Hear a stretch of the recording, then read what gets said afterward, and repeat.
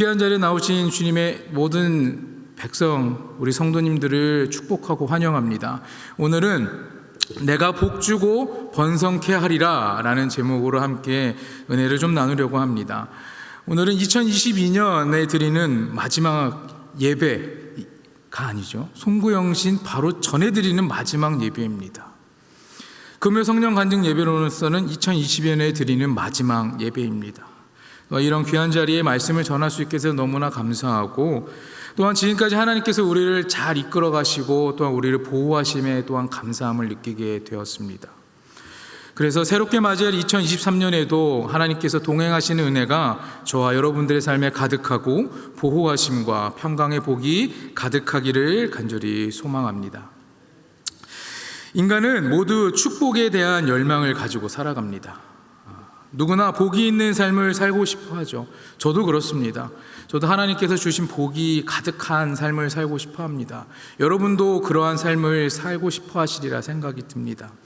여기 있는 우리뿐만 아니라 많은 사람들이 그럴 거라 생각이 됩니다. 복 받는 삶을 거부할 수 있는 사람이 세상에 있을까요? 복을 준다고, 공짜로 복을 준다고 하는데 과연 그것을 거부할 사람이 이 세상에 누가 있을까요? 복을 받는 사람을 거부하는 사람은 이 세상에 아무도 없고, 오히려 축복을 쟁취하기 위해서 무슨 일에든지 불사르고 아주 맹렬히 열심을 다하는 사람들은 너무나 많습니다. 또한 그것이 바로 인간의 본능인 것 같습니다. 본문 11절을 제가 한번 읽어드리도록 하겠습니다. 이르시되 내가 반드시 너에게 복주고 복주며 너를 번성하게 하고 번성하게 하리라 하셨더니, 하나님께서 우리에게 복을 주시고 또 복을 주신다고 말씀하십니다. 그리고 번성하게 하시고 또 번성하게 하신다라는 말씀입니다.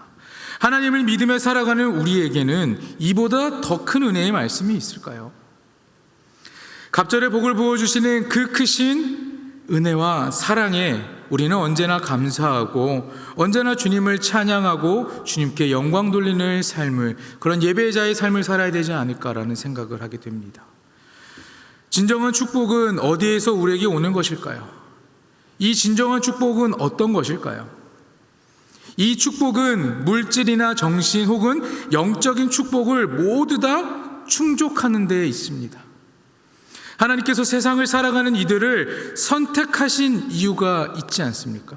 그런 것처럼 우리에게 받는 그 축복은요, 물질, 정신 모든 것을 다 충족시키는 것이라는 겁니다. 다 이유가 있다라는 것이지요. 여러분, 하나님께서 세상을 살아가는 우리를 선택하셨습니다. 그것에도 이유가 있지 않습니까? 그 이유가 무엇인지 오늘 저와 여러분을 선택하신 그 특별한 목적을 한번 세 가지로 한번 말씀드리겠습니다. 자, 이 세 가지를 말씀드리면 어떻게 할까요? 말씀이 끝이 나겠죠. 하지만 아닙니다. 세 가지는 간단하게 말씀을 드리는 겁니다. 첫 번째는 뭐냐면 하나님께서 영광을 얻기 위함입니다. 자, 그리고 두 번째는 뭐냐면 복음 증거의 목적을 가지고 있습니다. 세 번째는요, 축복을 주시기 위한 목적을 가지고 있습니다. 이러한 목적으로 우리는 선택받은 것입니다. 하나님께 영광이 되기 위해서, 또한 우리가 복음을 이 세상에 전하기 위해서, 그리고 축복을 주시기 위한 목적을 가지고 있기에 우리는 하나님의 나라의 백성의 자녀답게 선택받은 것입니다. 그렇기 때문에 우리는요, 이 세상을 내 마음대로 살아가는 것이 아니라 하나님의 말씀대로, 하나님께서 행하시는 대로, 하나님께서 이끄시는 대로 우리는 살아가야 할 것입니다. 그럴 때 우리는 너무나도 당연하게 축복을 받게 되는 것입니다. 본문 14절을 제가 다시 한번 읽어드리겠습니다. 이르시되 내가 반드시 너에게 복주고 복주며 너를 번성하게 하고 번성하게 하리라 하셨더니, 자, 오늘 14절의 말씀을 보면 내가 반드시라는 단어가 있습니다. 내가 반드시. 이 말씀이 무엇을 뜻하는 것이냐면 축복이 어디에서 오는지, 그리고 누구에게서 오는지 이 축복의 출처를 아주 명확하게 밝혀주는 것입니다. 축복은 내가 반드시라는 말을 사용하지 않았습니까? 축복은 내가. 그러면 여기서 있는 제가 드리는 것일까요? 아니죠. 축복은 바로 하나님께서 허락하시는 것입니다. 하나님께서 약속하신 거룩한 것입니다. 하나님 자신의 그 기쁘신 뜻을, 그 뜻에서 복과 번성의 대한 약속이 유래된 것입니다. 하나님의 이러한 자기 선언, 이 고백은요, 자신의 맹세와 약속으로 그의 신실함을 확증하셨습니다.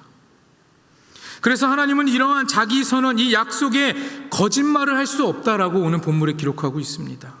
하나님께서 반드시 이 복과 복을, 또한 번성과 번성을 주시겠다고 맹세하고 약속하고 계십니다.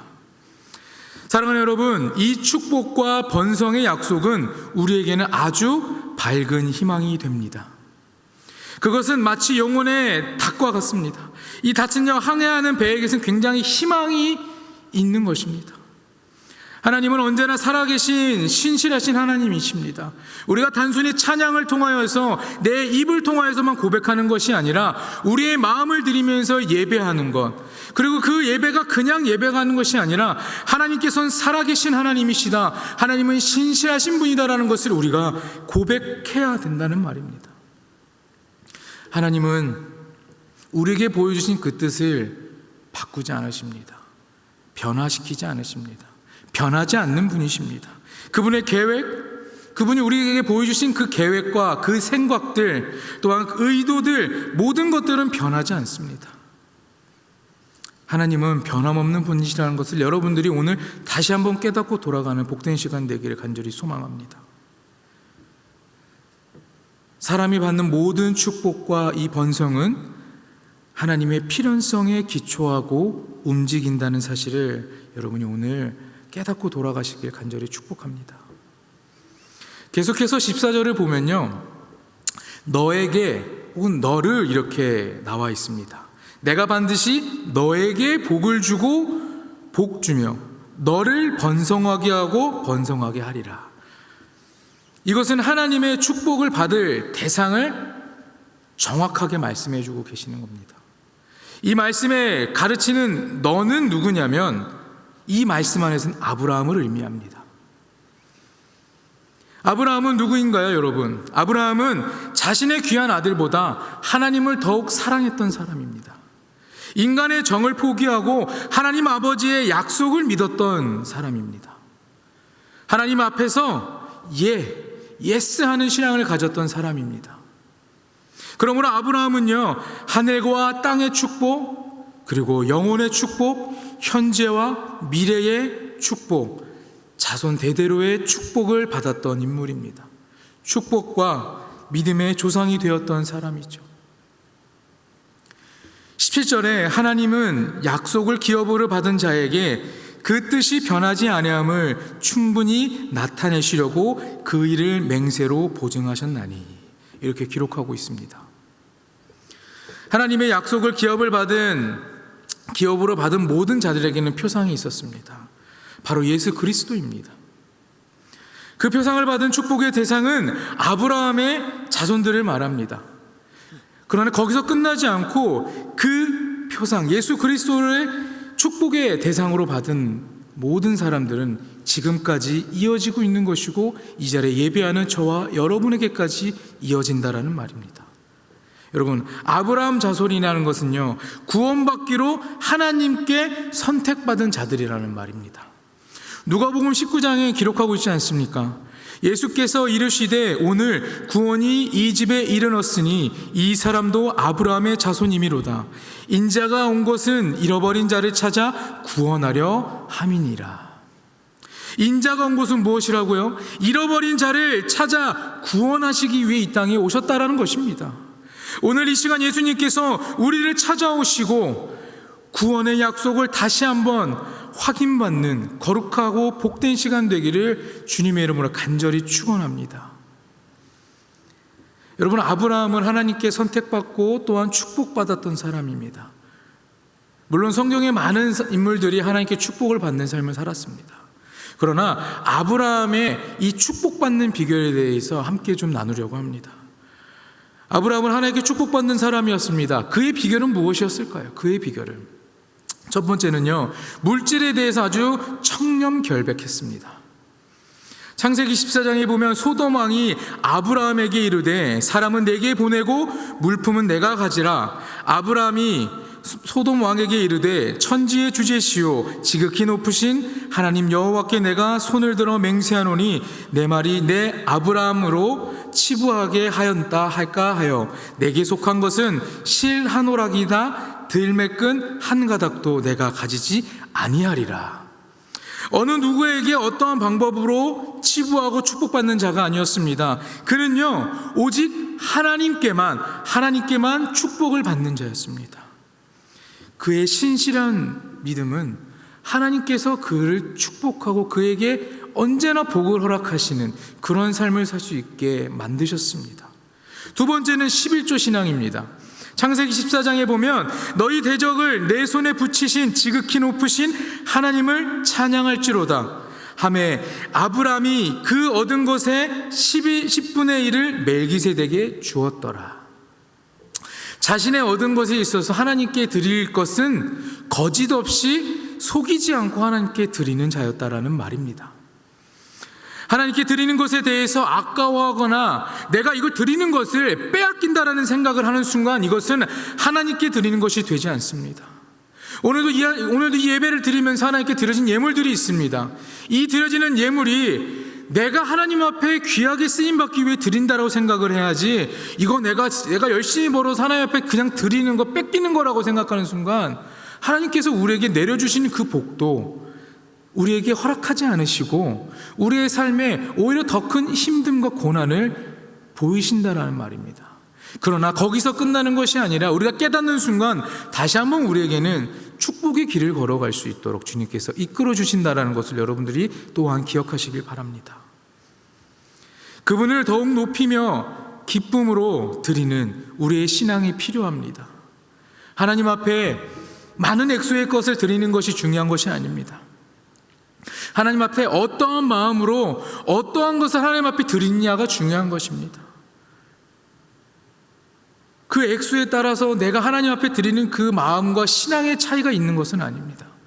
그러나 우리가 정말 하나님 앞에 드릴 때 남들이 보기에 보잘것없어 보이는 것도 하나님 보시기에는 가장 크고 가장 아름다운 예물이 될 수 있다는 것을 기억하시고 하나님께 드리는 것에 대해서 여러분 거짓 없이 속이지 마시고 하나님께 온전하게 드릴 줄 아는 사랑하는 성도님들이 되기를 간절히 소망합니다. 세 번째는요, 사람에게 너그러운 마음을 베풀었습니다. 창세기 13장에 보면 아브라함이 롯에게 이르되 우리는 한 친족이라 나나 너나 내 목자나 내 목자나 서로 다투게 하지 말자. 내 앞에 온 땅이 있지 아니하냐. 나를 떠나거라. 내가 좌하면 나는 우하고 내가 우하면 나는 좌하리로다. 형제들 간에 혹은 친척들 간에 아니면 우리의 주변에 있는 많은 사람들이 있지 않습니까?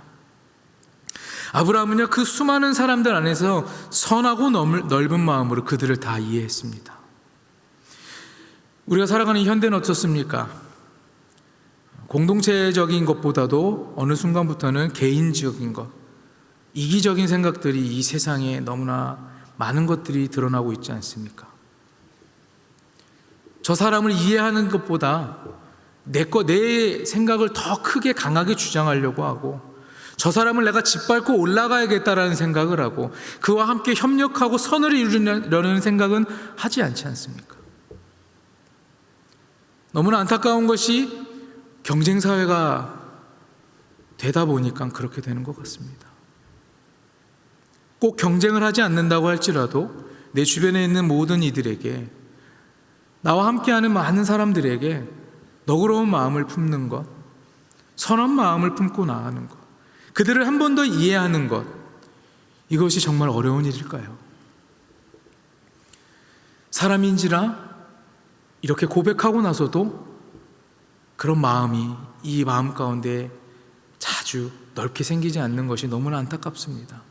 그럴 때일수록 우리가 후회할 수도 있습니다. 아, 내가 그렇게 말하지 말걸, 내가 그렇게 하지 말걸. 그러면 주님을 찾고 나아간다면 하나님, 내가 오늘도 이러한 아픔의 상처가 있습니다. 내가 이러한 말을 해서 저 친구가 상처를 받았는데 저 상처가 내 상처보다는 더 크겠죠. 저 친구를 더욱 사랑하게 하시고 내가 저들을 더 품을 수 있는 마음을 허락해달라고, 그런 마음을 고백하는 것도 우리에겐 필요할 것입니다. 우리가 이 넓은 마음을 가지고 이 세상을 살아갈 때 조화롭게 살아가고 균형을 맞추는 자가 된다면 하나님께서는 여러분들을 축복하시고 여러분들에게 더 크신 은혜를 허락하실 것입니다. 네 번째는 아브라함은 하나님의 명령에 절대적으로 순종하는 믿음을 가졌습니다. 창세기 12장에 보면 여호와께서 아브라함에게 이르시되 너는 너의 고향과 친척과 아버지의 집을 떠나 내가 내게 보여줄 땅으로 가라고 명령하십니다. 하나님께서 아브라함에게 너의 고향과 친척과 아버지의 집을 떠나라고 명령하세요. 아브라함은 어떻게 합니까, 여러분? 저는 여기가 좋아요. 가족과 함께 있는 것이 좋아요. 그렇게 얘기하지 않죠. 다른 것 생각하지 않습니다. 오직 하나님만 바라보고 아브라함은 떠납니다. 그 명령에 순종했던 것입니다. 창세기 21장 10절에 보면 그가 아브라함에게 이르되 이 여종과 그 아들을 내쫓으라. 이 종의 아들은 내 아들 이삭과 함께 기업을 얻지 못하리라 하므로 이 여종과 그 아들을 내쫓으라고 명령하십니다. 이 명령은 거룩한 가정을 이루기 위한 하나님의 명령이기에 아브라함은 순종합니다. 창세기 22장 2절에 보면 여호와께서 이르시되 내 아들 내 사랑하는 독자 이삭을 데리고 모리아 땅으로 가서 내가 내게 일러준 한 산 거기서 그를 번제로 드리라. 이 말씀 너무나도 잘 알고 계시는 말씀이죠. 아브라함의 절대적인 헌신에 대한 이야기입니다.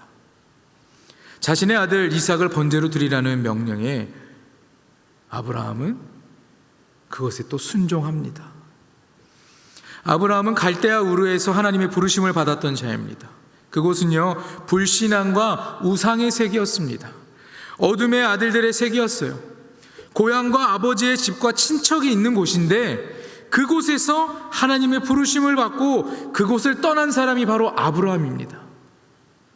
하나님께서 지시한 곳, 하나님께서 약속하신 곳, 하나님께서 보여준다고 약속하신 그 거룩한 땅으로 그는 떠납니다. 그곳으로 거주지를 옮겨갑니다. 아브라함은 하나님의 말씀을 쫓아 거룩하고 순종의 걸음을 걸었던 자입니다. 그 걸음은 오늘날 그리스도인들의 걸음에 있어서 가장 좋은 예가 된다 생각이 듭니다. 우리가 성경 통독을 하게 되면 어떻습니까? 창세기부터 쭉 읽어나가지 않습니까?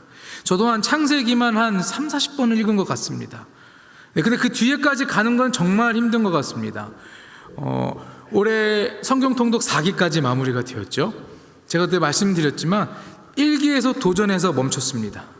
저는 그래서 내년에도 혹시 있다면 도전하고 싶은데 이 창세기 말씀만 정말 많이 읽습니다. 근데 참 신기한 게 이게 머릿속에 잘 안 들어와요. 읽고 싶어서 읽는데 굉장히 읽기 싫은 마음이 들거든요. 이 창세기서의 말씀을 여러분들이 저보다도 많이 아실 수고 잘 아실 수도 있습니다. 그렇기 때문에 어떻습니까? 이 아브라함이라는 존재를 너무나도 잘 알고 계실 거예요. 앞에 제가 막 길게 설명했습니다. 그러나 저보다 더 잘 알고 계시듯이 아브라함은 믿음의 사람이지 않습니까? 순종의 사람이지 않았습니까? 저는 어떻게 보면 하나님께서 이것도 계획하신 거라 생각이 듭니다. 성경 통독을 다 하기 힘듭니다. 그래서 앞에서 계속 아브라함 이야기가 잘 나옵니다. 이 아브라함을 보고 이 사람처럼 나에게 순종해라, 내가 말하는 것에 대해 믿고 따라가라 라고 하신 것은 아닐까라는 생각을 하게 됩니다. 우리가 걸어가는 길은 어떻습니까? 지금 우리가 살아가는 이 삶은 어떻습니까? 2022년에는 어떠셨습니까, 여러분? 하나님께서 원하시는 삶이셨습니까? 하나님께서 가라고 한 그곳을 여러분 걸어가셨습니까? 하나님께서 이곳에서 떠나서 저곳으로 가라라고 말씀하신 적이 있다면 그곳에 순종하셨습니까?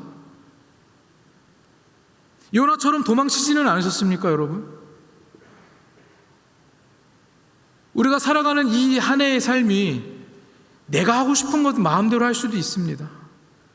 그러나 우리는 세상에 있는 많은 사람들과는 다르지 않습니까? 하나님께서 원하시는 삶이었는지 한번 오늘 이 시간 되돌아보면 너무나 좋을 것 같습니다. 내가 걸어가고 있는 이 그 길이 과연 정말 하나님 앞에 순종했던 그 걸음들이었는지, 아니면 그냥 옆에 사람이 하니까 에이 그래 친구 따라 강남 간다 이렇게 하면서 그냥 한 것은 아닌지, 하나님께서 나에게 말씀하신 것도 아닌데 내 멋대로 생각하고 내 마음대로 결정하고 걸어온 것은 아닌지. 그렇지 않습니까? 이렇게 선택하고 잘 안 되면 어때요? 하나님 탓하지 않습니까? 잘 되면 내 탓이잖아요. 근데 잘 안 되고 왜 나에게 이런 고난을 주시자는 순간 어떻습니까? 하나님을 원망하지 않습니까? 근데 하나님이 그렇게 하라고 했냐라는 것입니다. 우리의 걸음이 세상의 깊은 곳으로 향하고 있을 수도 있습니다. 우리가 아무렇지 않게 생각하는 것들이 하나님 보시기에는 내 품으로 오는 것이 아니라 세상으로 더욱더 빠져나가고 그곳에 있는 깊은 블랙홀로 빠지고 있다고 하나님은 보실 수도 있는 것입니다. 그래서 우리는 이 아브라함처럼 말씀에 순종하고 하나님 말씀대로 살아가는 그 믿음에 있을 때, 하나님께서 축복해 주실 때 그 축복이 그 어두운 세상 가운데서 우리가 빛을 바라보고 그곳에서 도망쳐 나올 수 있고 다시 한번 주님의 품으로 갈 수 있는 그러한 안내가 된다는 것입니다. 여러분, 세상 가운데 있다가 주님을 바라보는 것 어렵지 않습니다. 어두운 곳에 있다가 밝은 것을 보면 어떻습니까? 눈이 조금 아프고 눈을 잘 못 뜰 수 있습니다. 그러나 조금만 시간이 지나면 다시 내 시야는 초점은 선명해지고 하나님이 제대로 보일 수 있다는 말입니다. 아브라함처럼 걸어가시길 바랍니다. 2022년에는 혹시나 내가 그렇지 못하였다면 23년 새로 우리에게 주시는 그 한 해에는 정말 하나님 이런 것도 원하고요, 이런 것도 원하고요, 하나님 이런 계획이 있으신가요? 막 물어보면 기도하시겠지만 한 번쯤은 하나님께서 말씀하시는 대로 한번 100% 순종하며 살아보겠습니다. 그 걸음을 걸어가 보겠습니다라고 고백하는 여러분이 되기를 간절히 소망합니다. 이사야 43장 1절의 말씀을 보면 야곱아 너를 창조하신 여호와께서 지금 말씀하시느니라. 이스라엘아 너를 지으신 이가 말씀하시느니라. 너는 두려워하지 말라. 내가 너를 구속하였고 내가 너를 지명하여 불렀나니 너는 내 것이라. 내가 너를 지명하여 불렸다라고 말씀하십니다. 아브라함도 하나님께서 부르시지 않았습니까? 그래서 네가 살고 있는 그곳에서 떠나서 내가 너에게 새로 보여줄 땅으로 가라라고 그를 선택하지 않았습니까? 이곳에 예배하는 여러분 모두들 다 하나님께서 선택하신, 하나님께 선택받은 자입니다. 그렇기 때문에 당연히 축복받는 삶은 우리에게는 너무나 당연하다고 여겨지는 것이죠. 우리 함께 읽었던 이사야의 말씀을 보면 너를 창조하신, 여기서 너라고 나오지 않습니까? 너. 이 너는요 본래 하나님의 소유인 것입니다. 그렇기 때문에 복과 번성은요 하나님의 자녀들에게는 약속된 축복인 것입니다. 이미 약속된 축복이라는 말입니다. 너는 두려워하지 말라. 내가 너를 구속하였고 내가 너를 지명하여 불렀나니 너는 내 것이라. 너는 내 것이라 말씀하신 하나님의 그 말씀대로 내가 하나님의 품에서 그 어떠한 것도 두려워하지 않고 부르심에 순종하는 그러한 삶을 우리는 살아야만 할 것입니다. 여러분, 복과 번성이 무엇이라고 생각하십니까? 복, 히브리어로 바라크, 하나님께 무릎을 꿇는 것이라는 의미를 가지고 있습니다. 그렇다면 복이라는 하나님의 요구에 따라서 우리는 그 앞에 무릎을 꿇고 예배하는 것입니다. 그를 쳐다보고 걸어가는 것입니다. 또한 그를 기뻐하는 것이 목적이고 의미가 된다는 것입니다. 하나님 앞에 예배하는 것, 하나님 앞에 나아오는 것, 주님을 바라보고 우리가 살아가는 것, 그 말씀에 순종하는 것, 그 모든 것이 바로 복을 받는 길이라는 것이에요. 그럼 번성은 무엇입니까? 물질과 자녀와 경영의 형통을 의미하고 있습니다. 하나님의 축복이 약속된 자는 하나님께 무릎을 꿇고 하나님을 향해 걸어가는 자고 또한 하나님을 기쁘시게 하는 자라는 말입니다. 창세기 12장에 내가 너로 큰 민족을 이루고 내게 복을 주어 내 이름을 창대하게 하리니 너는 복이 될지라 이렇게 말씀하신 것은 이런 경우입니다. 이렇게 말씀하신 것조차도 우연이 아니다라는 것이에요.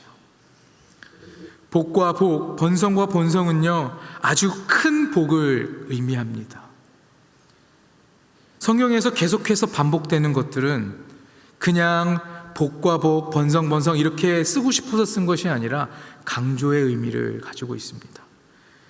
창세기 22장 17절에 내가 내게 큰 복을 주고 내 씨가 크게 번성하여 하늘의 별과 같고 바닷가의 모래와 같게 하리니 내 씨가 그 대적의 성문을 차지하리라.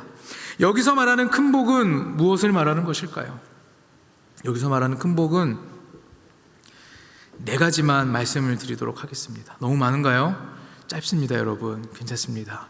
네 가지만 말씀드리도록 하겠습니다. 첫 번째는요, 구원의 축복을 의미합니다. 구원의 축복을. 창세기 22장에 내 씨로 말미암아 천하 만민이 복을 받으리니 이렇게 말씀하고 있습니다. 내 씨는 누구의 씨를 말합니까? 다윗의 가문을 말합니다. 다윗의 가문에서 출생한 예수 그리스도의 탄생과 구원의 사역을 의미하고 있습니다. 다시 말하자면 예수 그리스도를 통해 구원의 축복이 우리에게는 다시 한번 확증된다라는 말입니다. 이것은 가장 우선시되는 큰 복입니다. 생명에 이르는 영생의 복, 그것은 믿음의 복입니다. 가장 큰 복은 첫 번째로 구원의 축복을 의미한다라는 것입니다. 두 번째는 영적인 후손의 번성을 의미합니다.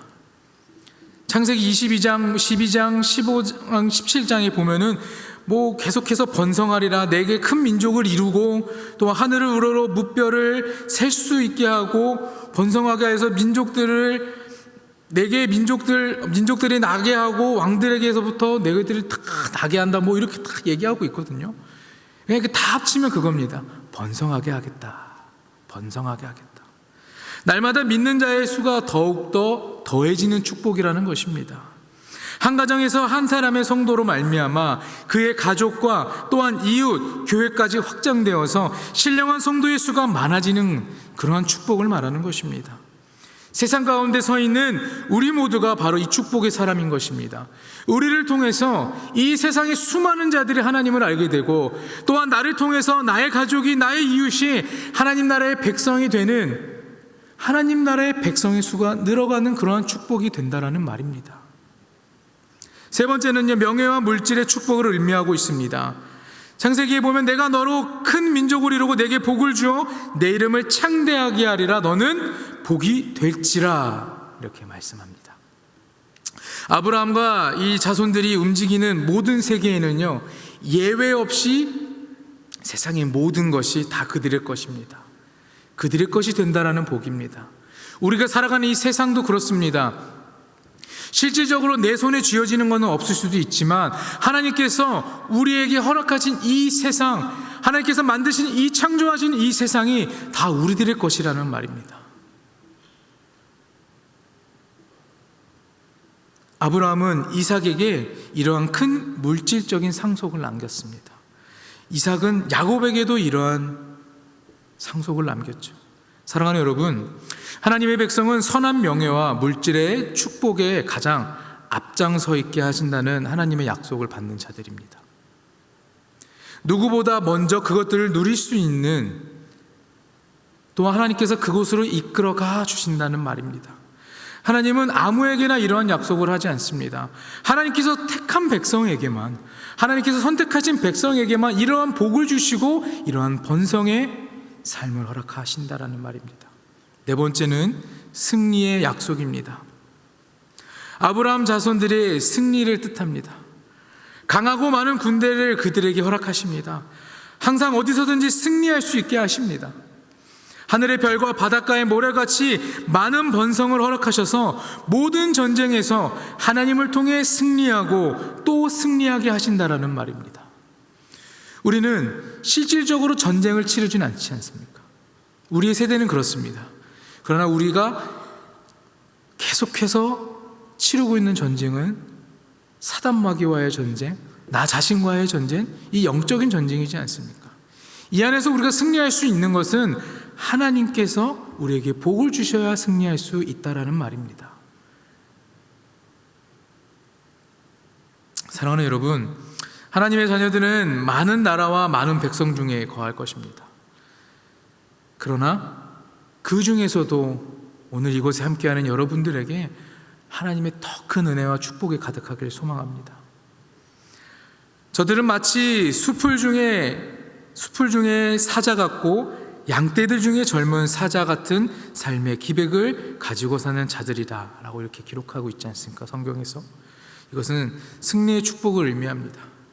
예수님을 가리켜 유다 지파의 사자, 다윗의 뿌리라고 합니다. 예수 그리스도의 승리를 두고 하는 말이죠. 이것은 하나님의 자녀들은 승리의 삶을 이어갈 수 있다는 말입니다. 우리가 성경을 봤을 때 아브라함 자손에게만이 아니라 지금을 살아가는 우리, 하나님을 믿고 살아가는 우리들에게까지 이 승리의 삶은 이어져 온다는 것입니다. 여러분뿐만 아니라 여러분의 자녀들에게까지 그 믿음에 이어지면서 하나님께서 허락하신 그 축복은 계속해서 이어질 것입니다. 이것이 바로 축복인 것입니다. 하나님의 편에서는 축복을 약속하십니다. 그 결과 우리는 하나님 안에서 늘 행복하고 늘 기쁨의 삶을 살 수 있게 되는 것 같습니다. 하나님의 약속대로 예언된 메시아 예수 그리스도가 이 땅에 오심으로 우리를 위해 십자가에 달려 죽으심으로 우리를 다시 한번 구원하신 그 사건을 기억하고 계시지 않습니까? 하나님은 이처럼 우리를 사랑하시고 우리에게 복을 주시고 은혜를 허락하시는 분입니다. 하나님의 자녀들은 축복과 번성을 누릴 수 있는 특권이 있습니다. 그 특권은 아무나 얻을 수 있는 것은 아닙니다. 하나님의 축복에는요, 항상 감사와 기쁨 또한 만족이 있습니다. 그렇기 때문에 우리는 그것을 늘 마음에 품고 살아가야 된다는 말입니다. 마치 자녀를 행복하게 살도록 하고 싶은 부모의 마음과 같지 않습니까? 이 세상의 육신의 부모들도 그들의 자녀들에게 돌 대신 떡을 주고 슬픔 대신 기쁨을 주고 눈물 대신 웃음을 주고 싶어 하지 않습니까? 병 대신 건강을, 가난 대신 부를 주고 싶은 것이 부모의 마음입니다. 그렇게 하는 이유가 무엇입니까? 내 사랑하는 자녀들이기 때문이지 않습니까? 하나님도 우리를 너무나 사랑하시기에 우리가 아프고 괴로워하는 것이 아니라 행복하고 즐거워하고 하나님 앞에 기쁘고 감사를 고백하는 삶을 살기를 원하십니다. 하나님의 큰 복, 좋은 복, 아름다운 복, 빛난 복, 그 영원한 복이 우리 아버지에게서 온다는 것을 여러분 기억하시고 우리가 언제나 하나님 앞에 무릎 꿇고 하나님 앞에 나아오는 여러분 모두가 되길 소망합니다. 아브라함은 큰 복을 받았습니다. 우리도 아브라함처럼 그러한 큰 복을 받을 수 있습니다. 2022년은 어떠셨습니까? 하나님과 동행하는 한 해를 보내셨으리라 생각되십니까? 하나님이 기뻐하시는 신앙생활이었다 생각하십니까? 지금까지 하나님의 은혜로 잘 지내왔을 수도 있습니다. 여러분, 코로나19와 우리가 계속 함께 하고 있지만 우리는 잘 이겨내고 있지 않습니까? 앞으로의 우리의 삶에 지금보다 더 큰 문제들이 있을 수도 있습니다. 더 큰 고난이 찾아올 수도 있지만 우리가 하나님께서 부어주시고 또한 하나님께서 이끌어 가시는 대로 우리가 순종하고 나아간다면 하나님께서는 복을 주시고 또 복을 주시고 하나님께서 번성하게 하시고 또 번성하게 하실 것입니다. 아브라함처럼 참고 인내할 때 하나님께서 우리에게는 더 큰 은혜로 채워주시리라 믿습니다. 여러분, 2022년 송구영신을 뺀 마지막 예배입니다. 오늘 함께 기도하며 나아갈 때 여러분 마음을 다해 기도하길 소망합니다. 그래서 한 해를 잘 마무리할 수 있는 기도를 하시길 바라고, 또한 내가 한 해 동안 하나님을 잘 믿고 따랐던 마음, 내년에는 더 잘 믿고 더 잘 순종하는 마음을 얻게 해달라고 그렇게 기도하면서 2022년에는 지금까지 살아왔던 어떤 해보다도 가장 큰 복이 여러분 삶에 가득하기를 간절히 소망하고 축복합니다. 말씀에 순종하시고 하나님을 따라가시고 하나님을 믿고 살아갈 때에 우리에게는 큰 복이 허락될 것입니다. 그걸 믿고 살아가는 우리 모두가 되기를 간절히 축원합니다. 함께 우리 찬양을 좀